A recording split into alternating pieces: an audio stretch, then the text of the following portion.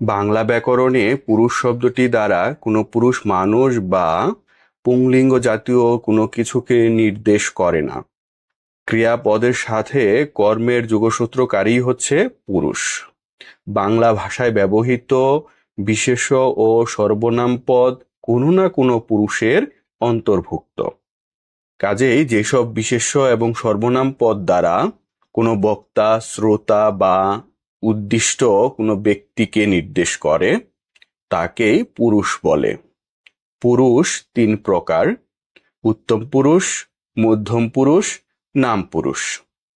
আমির সাথে সংযুক্ত সকল সর্বনামই উত্তম পুরুষের অন্তর্ভুক্ত, যেমন আমি, আমরা, আমাদের ইত্যাদি।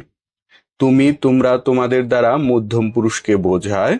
উপর্যুক্ত ২ প্রকার পুরুষ বাদে সকল বিশেষ্য ও সর্বনাম পদই নাম পুরুষের অন্তর্ভুক্ত, যেমন রহিম, করিম, সে, তারা, তাদের ইত্যাদি।